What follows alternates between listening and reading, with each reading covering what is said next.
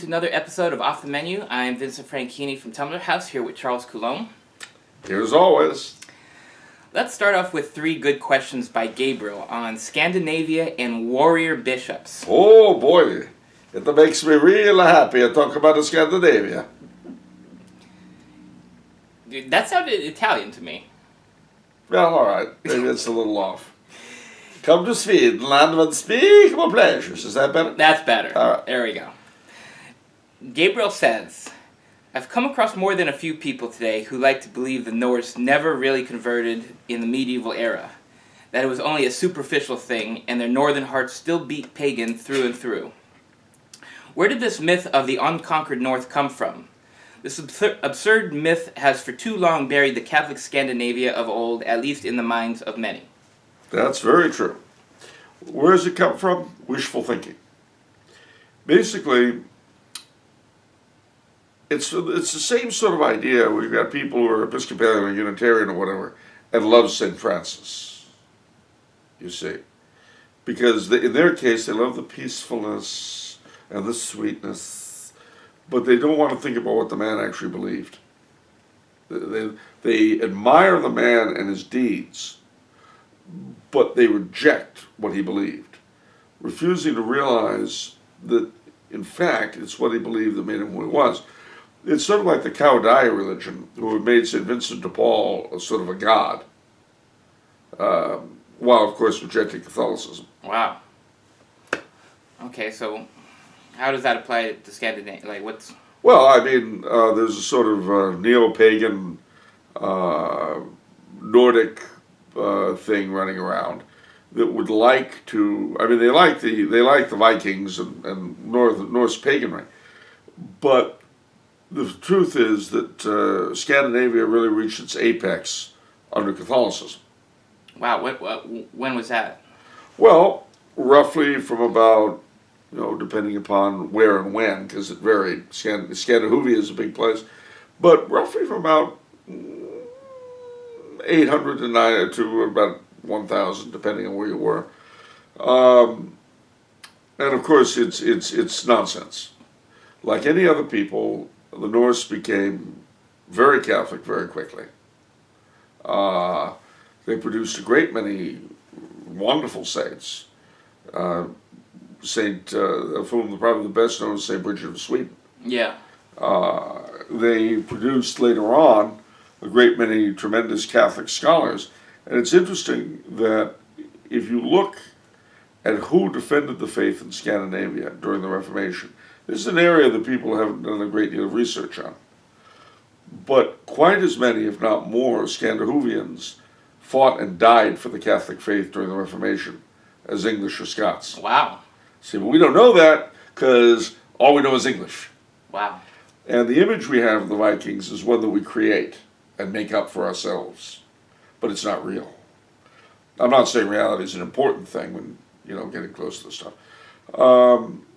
When, for instance, the Norse came to Greenland, they were Catholic. And in fact, Greenland had a bishop.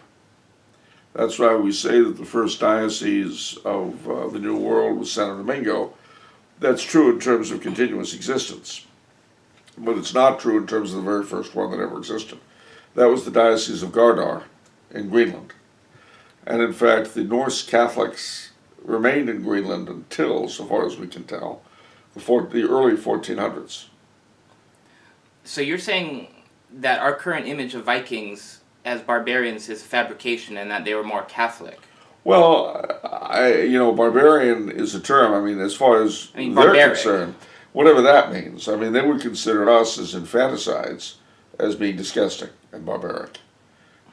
They might consider our same-sex marriage a trifle over the top. Mm. So, I mean, barbaric is not really a helpful term. It doesn't describe anything. When they were Vikings, in the sense of pagans, they were cruel and nasty.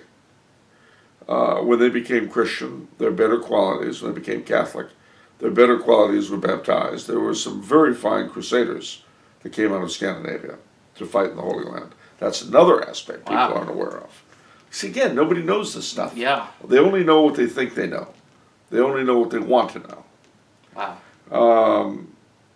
But again, that kind of neo-paganry is as imaginary as Wicca, or as the Unitarian St. Francis. Again, the different groups glom on to different things, but it's all as phony.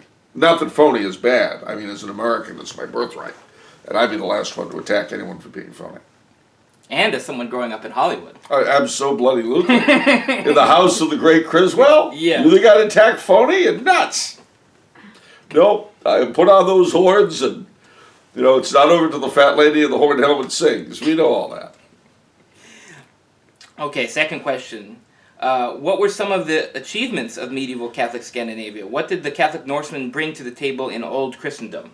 Well, it's a good question. I touched on some of it already. But I would point out, too, that during the humanist movement, there was some really brilliant humanists that came out of Scandinavia, most of whom, by the way, rallied to the church during the Reformation. And then, of course, the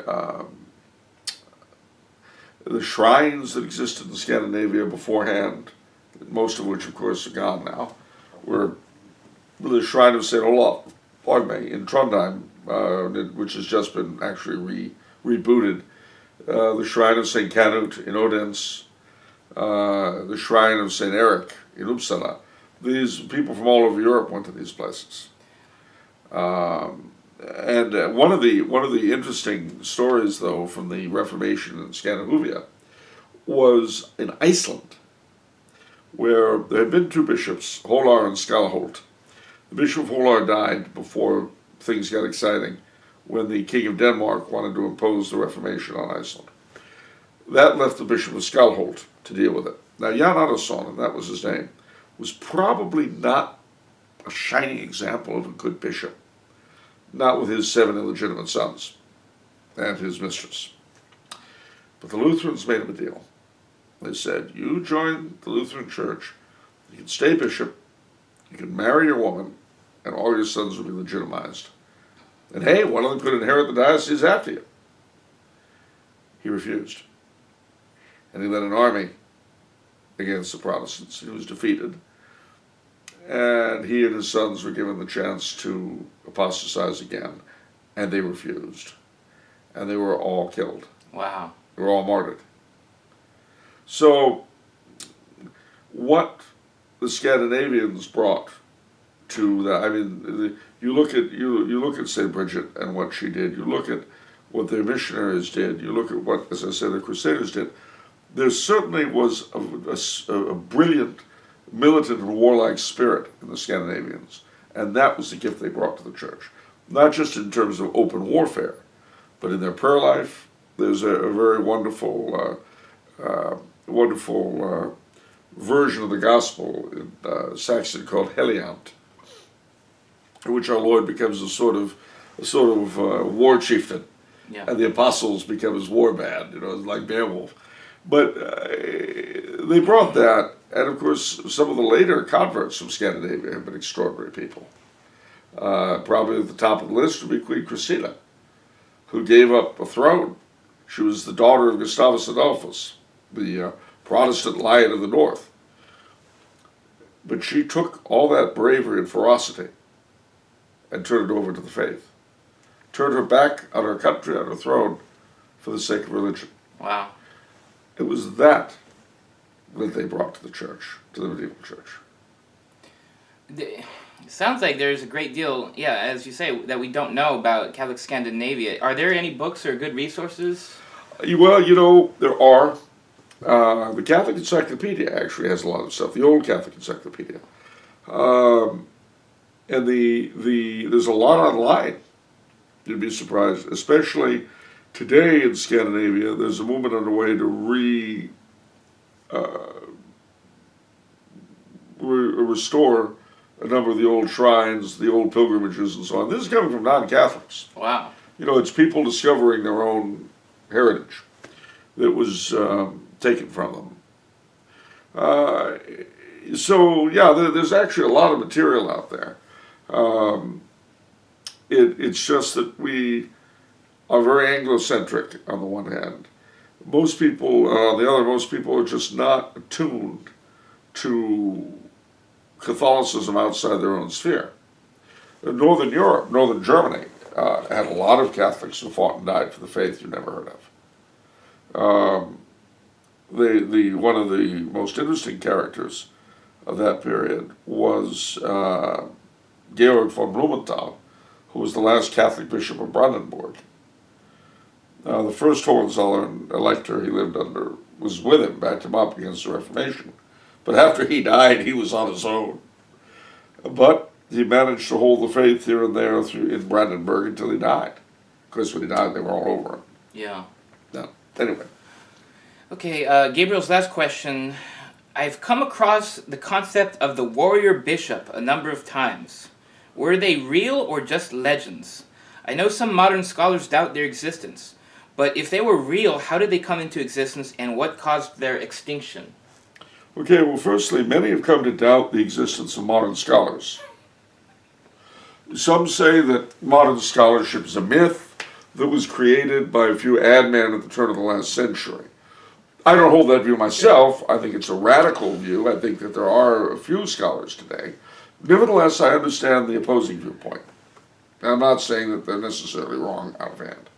So there may indeed be modern scholars. I'm very agnostic as regards the existence of modern scholarship. However, in terms of the warrior bishops, one of the things that has to be borne in mind about the church in general, in its history, is that it does tend to reflect the power structure of the world in which it lives. That's why today bishops tend to be very much like corporate executives rather than spiritual figures, because that's just the way we are. It's that way in the army, it's that way in everything. The corporate mentality, the little gray men in even grayer suits, not unlike, well, anyway. So very often medieval bishops, and by medieval in this case we're going back as far as the 700s, frankly, tended to be much like feudal lords, because that was the structure. Now, warrior bishops tended to be bishops who were feudal lords, and who were in a position where perhaps their diocese was being attacked or something of that sort. But there was an interesting thing. Bishops were utterly forbidden to draw swords, or knives, or use anything that would cut flesh. Some of them, I suppose, disregarded that. But others used clubs instead. Yeah. Like Turpin in Roland. Again, I wouldn't want to argue with the modern scholars who may or may not exist. But I think that the propensity of the evidence is in favor of the notion of warrior bishops. Was this a horrible thing? It depends on who they were fighting. I mean, it is very easy for us to judge, because, we are the most perfect set of Catholics who ever lived, as proved by our great works. By their works you shall know them. Some translations say by their fruits you shall know them, but we don't want to go into that too much. Suffice to say that I think there were warrior bishops. As to whether or not this was a good thing depends entirely upon the bishop in question. There are certainly warrior popes. Your answer reminds me of what you were talking about with the Cristero rebellion. You were talking about the difference between the clergy and knighthood, and you were referring to chivalry. And you seem to say that clergy are never going to have a warrior-like approach. Not usually. So when they do, these are exceptions. The exceptions. But when they do, then the question becomes: is how good are they at being clerics? And that's obviously the question behind all of this. I see. So, for instance, when Julius II, when someone was doing his picture, the Pope Julius II, they said, "You want me to put a crucifix in it?" They said, "No, put a sword. I've used it more often." Wow. So he was a warrior pope, and they had several of those. Wow. And again, as far as the existence of modern scholars, I'm not sure. Okay. Nate wrote in saying, "Hi Charles, what I want to ask you is how we can properly give a Catholic monarchist alternative to the white nationalism of the alt-right and the French New Right. How can we make the faith attractive to these sorts of people? Well, you kind of hit the basic problem. With the alt-right, who tend to verge from Nietzscheans to sort of Nordic neo-pagans, and the French New Right, which is professedly pagan, making the faith attractive is the problem to begin with, because they've rejected the faith to follow strange gods, sometimes really strange gods. So, again, though, as with the first question about the Scandinavians, what generally attracts these people to aspects of the Catholic past, they turn around and try to divorce from that Catholic past in order to make more palatable to themselves, like the Scandinavian thing asked about earlier. Right. So what has to be pointed out over and over and over again is that those in history whom they admire, who were Catholic, were admirable, were what they admire because of their faith and not in spite of it. And if they want to share in those admirable qualities, then they have to take on the faith that made those men the way they were. You know, it's no good saying, yes, I want to be like Charlemagne, except for his religion, because Charlemagne's religion is what made him Charlemagne. Yeah. You take that away from him, and he would have just been a bloodthirsty fellow. And those guys who got running abortion bills today, we don't need any more of them. I think a lot of women do that with Joan of Arc. Yeah. Well, not just Joan of Arc. Hildegard of Bingen is another one. St. Bridget of Sweden. The tendency to zero in on the human qualities we like and then try to get away from the religion of the individual really is not just the province of the alt-right or the feminists or the Unitarians. It's a human trait. Yeah. And I'm going to say something now that might shock everybody involved. Okay. The alt-right, the Unitarians, the feminists, they're human beings. Yeah, I've said it. And as a result, we'll tend to fall for the same traps Satan lays for all of us human beings, and which we generally embrace. It's not just that he lays traps for us, it's just we like them a lot. I'd recommend, by the way, just by the by, in this context, a book by my late lamented friend, Dr. Thomas Molnar, called The Pagan Temptation. Very worthwhile reading. Okay. Terrence wrote in 4 questions for you. Oh boy. Yeah. First question, in other talks you've noted that your understanding of no salvation outside the church is related to the Platonic rather than Aristotelian thought. Can you expand on that? Sure. One of the key differences historically between Platonists and Aristotelians was the relationship of the will and the intellect. For the Platonist and for the Neoplatonist, for the Aristotelian and the Neo-Aristotelian, were opposed to one another. For the Platonist, the will precedes the intellect. For the Aristotelian, the intellect precedes the will. Now, what does that mean? For the Platonist, the human being, from the moment of his origin, is oriented toward goodwill or bad will. Goodwill being love of self, goodwill being love of God, bad will being love of self. And to the degree that he has goodwill, to that degree he reaches out to the truth. To the degree that he has bad will, he reaches out toward whatever pleases him. And that's an important distinction. It isn't simply between truth and falsehood. It's truth and what pleases me.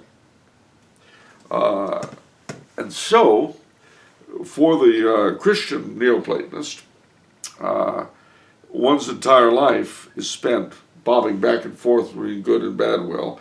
And mind you, we each have both. Yeah. So we're good-willed to the extent that we're after God, and bad-willed to the extent that we're after our own pleasure, mental, Okay. physical, or anything else. And obviously, these two qualities coexist in each of us at all times until the moment we die. Okay. So there's a constant struggle there, or should be. If there isn't a constant struggle, the likelihood is you've given in and you're going to hell. Yeah. But that being the case, if the individual truly wants God, he wants truth, God will get that truth to him one way or the other, through natural means or through supernatural means. But nobody, under this reading of reality, there's no accidents, and nobody will go to hell through some mistake. Mm-hmm. And anyone who wants truth will, in fact, be able to unite to the church one way or the other before they're gone. For the Aristotelian, it's very different. For him, the intellect precedes the will. He is born as a tabula rasa, clean slate. He can't know the good unless he's taught the good. Oh. He can't know the evil unless he's taught evil. So you see, it becomes almost a question of chance. Yeah. Because if he's brought up by nice people, or he's brought up by human wolves, Yeah. Wow. it completely turns the thing on its head. And one thing that's also important to bear in mind is that the church fathers and the early scholastics were all Christian Neoplatonists, which is why this issue did not really arise in the church until after the time of St. Thomas.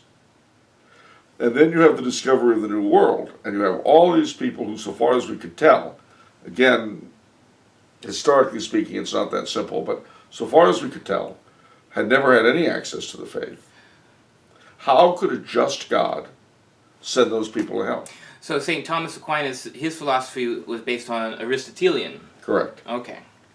And over a long period of time, I mean, he himself said, if you want the faith, if you want the truth, God will get an angel to you. Okay. I mean, he himself said that. Because, it's the curse of thinkers, whether they're good, bad, or indifferent, never to see the results of their thought. Never to see it play out. Yeah. And believe me, there's something wrong with everybody's thinking in this area, because every philosopher is trying to describe the undescribable, the totality of the real. Yeah. You can't do it. You just can't. Now, another difference between the two frames of reference that has you might say repercussions is that for the Platonist, separating theology and philosophy is a very hard thing to do. Why? Because they both cover aspects of the same reality. And really, for the Christian Neoplatonist, although there's a distinction between the two, the idea of a philosophy completely independent from theology is impossible, if theology is real. But for the Aristotelian, not for St. Thomas, who explicitly denied it. Again, St. Thomas really is not quite as much of an Aristotelian, or to be honest with you, as much of a Thomist as people would make him out to be. But nevertheless, it was Aristotelians who came up with the idea of the double truth, which completely separates the two. That something can be true in theology and false in philosophy. Wow. Or vice versa. And St. Thomas denied it explicitly and refuted it beautifully. Yeah. For all those people who think Coulombe hates Thomas, well, they're barking up the wrong tree. But, nevertheless, as a working model, the double truth has become what we all hold. I'll give you a concrete example. It was a question of evolution when I was in high school, and Brother Lucius, my brilliant religion teacher, was lecturing, as he tended to do, that being his job and stuff. And he was going on about evolution, so I said, well, brother, that's great. At what point did the soul enter the ape, and when did the ape fall? Now, mind you, there are theistic evolutionists who could come up with much better answers to this. Okay. All right, so let me, before you jump on me about that, let me just get that out there. But Brother Lucius's answer was a brilliant illustration of the double truth. He said, "Oh, Coulombe, you're mixing apples and oranges. The one is a biological truth, the other is a theological truth." And the words popped out of my mouth before I could stop them. I said, "Oh, you mean they're both lies?" I get it. That's fine. I couldn't help it. I was not a nice person when I was young. Thank God I've improved. Anyway, no, so that is the double truth in action, and we do it in everything. We have totally separated religion from real life. Perhaps the epitome of this turning theology into fantasy was mentioned in the International Theological Commission's piece on limbo, when they declared during the course of their historical description of the belief in limbo, they declared that in the middle of the 20th century, theologians began to demand the right to imagine new solutions. But that is a perfect illustration of where the double truth has brought us. Sure, you can come up with anything you like. You can imagine anything you wish, because theology is not real in the sense that philosophy is, i.e. sciences and so forth. Wow. I'm not saying that's a bad thing, of course. I don't judge. Okay. His next question: what is the Church's actual teaching on the Jewish people? Is the dual covenant idea a heresy? Well, there are several things all at once. Firstly, if by the dual covenant idea you mean that the old covenant remains in force and that the Jews can be saved without Christ, if that's the meaning you're going to attach to it, yeah, that's a heresy. Absolutely. It's been condemned time out of mind, solemnly. Having said that, the Jews are in a very unusual and particular position. The old covenant was with them, and in addition to the supernatural benefits which later passed to the church, so that the church, according to the fathers and doctors anyway, I'm sure modern theologians have another view, but like modern scholars, I question their existence. At any rate, nevertheless, the natural gifts that the Jews were given for the very purpose of spreading the faith, spreading the truth, they have retained as a people. I mean, you'll find smart Gentiles and not so smart Jews. There are exceptions to everything. But by and large, they tend to be a lot smarter than most of us. And that is one of the gifts of God. It was what it was given them with the idea of spreading His kingdom. And God doesn't take away His natural gifts. That is why the best Catholics you'll ever find are Jewish converts. Oh. In fact, in some of my snarkier moments, I'll say that the big tragedy of the church is that it's a bunch of dumb goyim trying to do a Jew's job, and not doing it very well, if you ask me.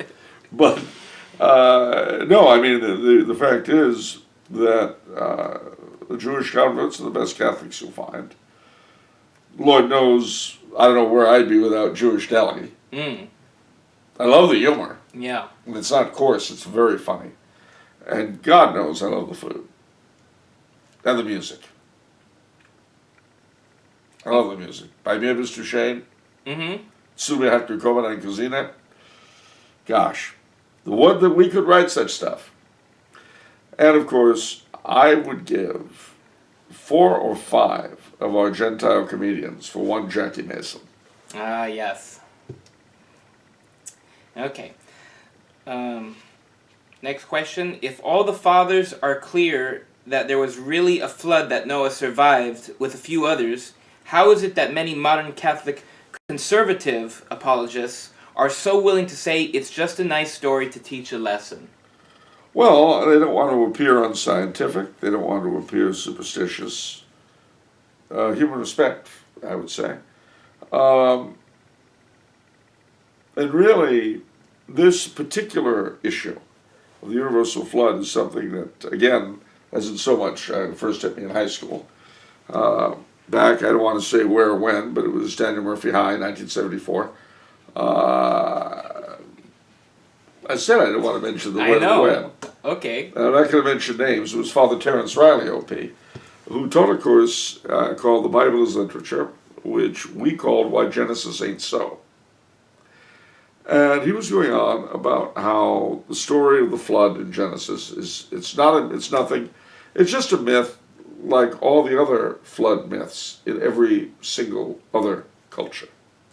They went on at great length about how every culture has a myth of the universal flood. And so the biblical story is nothing. I'm listening to him, and I waved my hand. He said, yeah. I said, Father, if what you're saying is true, and every culture has a story of a universal flood, since presumably if such a thing had happened, we'd all be descendants of it, that's what you would expect to find. If the only account we had was the story in the Bible, then you might wonder. He wasn't very happy. I had to go to the principal's office. But, again, I wasn't that nice when I was young. Thank God everything's better. Yeah. But there's a fear of being called fundamentalist. And of being identified with the Protestant fundamentalists. Yeah. And the creationists and this and that. And to be honest with you, again, a lot of this stuff, I'm very agnostic.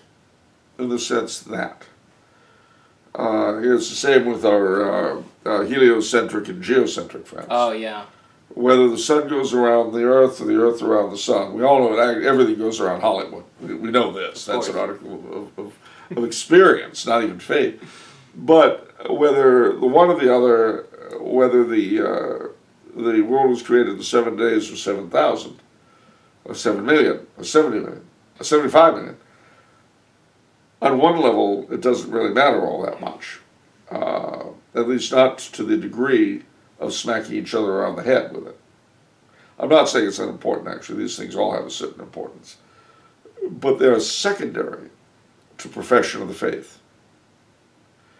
I have known people on all 25 sides of the debate who could recite the 4 creeds without blinking. And I have known people on all 74 sides of the debate who could not recite the 4 creeds without blinking. That's what's important to me.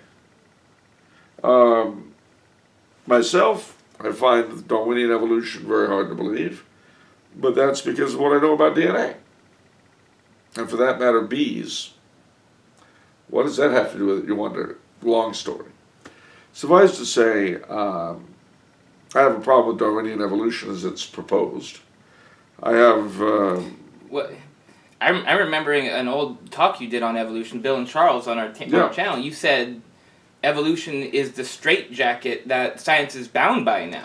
Well, it is. It can't see beyond it, and you're a heretic. I mean, a good example was this archaeologist lady, paleontologist, I should say, Mary, what's her name, who found a Tyrannosaurus in Montana or somewhere, and it was completely inaccessible. So she had to take the thing out by helicopter. Well, did something because they had this huge thigh bone. It was just too big for the helicopter. So they did something they'd never done before. They cracked it in half and found organic goo in the center. Now this is a big problem, actually, for the standard view of these things. Why? Because fossilization is supposed to be a even process. It doesn't go from the outside in, number one. Number two, organic matter is only supposed to last, depending on who you talk to, 100,000 to X number of million years. Not that long. Yeah.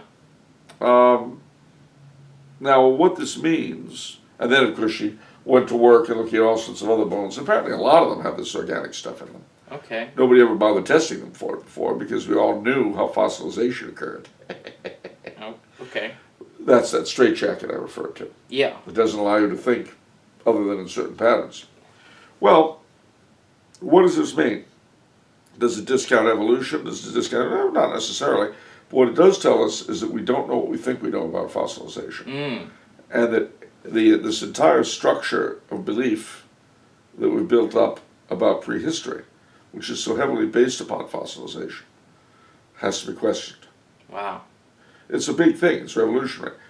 But nobody is willing to look at it because our science has become our dogma. And it's something we can't look at openly. And again, the people who most point attention to it are the creationists and so on, but for good reason. Because obviously, anything that dispels the commonly received wisdom in this area helps their case.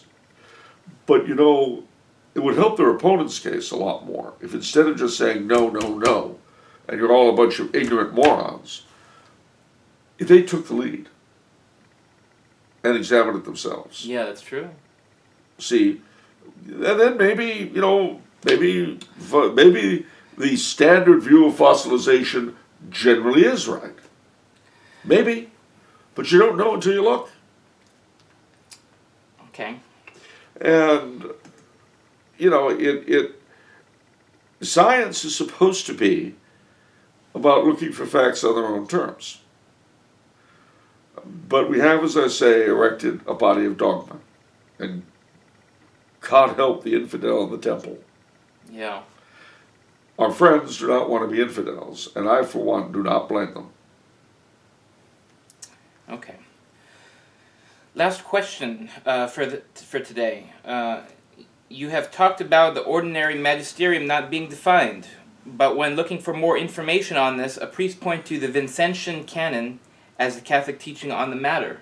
Is this accurate?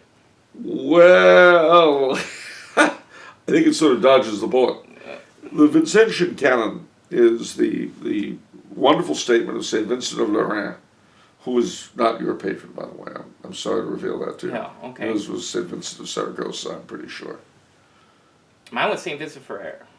Really? Well, forget it. Anyway, the angel of the apocalypse. But St. Vincent of Lerins taught that the Catholic faith is that which has been held by everyone, everywhere, at all times. That's the Vincentian Canon. And of course, it's a very beautiful statement, and it has a real utility. But it begs the question. Because the ordinary magisterium deals with immediate questions. Obviously, anything that had to be defined is not really part of the Vincentian Canon. I mean, it is in the sense that you've got to prove, when something's been defined, you've got to prove that it was taught by most Catholics anyway. Yeah. You've got to somehow relate it to the pre-existing body of revelation. But that doesn't really help us a lot when it comes to specifics and immediate activity. So, for instance, you take up the stainless garment. Not stainless garment, seamless garment, stainless garment. If only, if only. Getting late out here, ladies and gentlemen, and Mickey's little hand is fast advancing. The seamless garment, which people have tried to incorporate into the ordinary magisterium. Well, it was taught by the NCCB. Well, again, there is a certain utility to the Vincentian Canon, but it isn't helpful in the immediate, if you see what I mean. Mm-hmm. I'm not saying that it doesn't have an importance, or that in the ultimate consideration of these things, it isn't a good rule of thumb. But that's the whole point. The ordinary magisterium is not about the ultimate consideration. It's about right this second. Yeah. So I stand by what I said, although I do like the Vincentian Canon. I go on record. That I believe. I may not believe in modern scholars, and I may not believe in modern theologians, but I believe in the Vincentian Canon. Excellent. Okay, that's it for today's episode. If you enjoyed listening to Charles, please subscribe to the Tumbler House YouTube channel. If you have a question for Charles, you can contact us through our website at tumblerhouse.com. We'll see you next time. And remember, next week is Valentine's Day. Don't forget the saint when you're busy, being all lovey-dovey.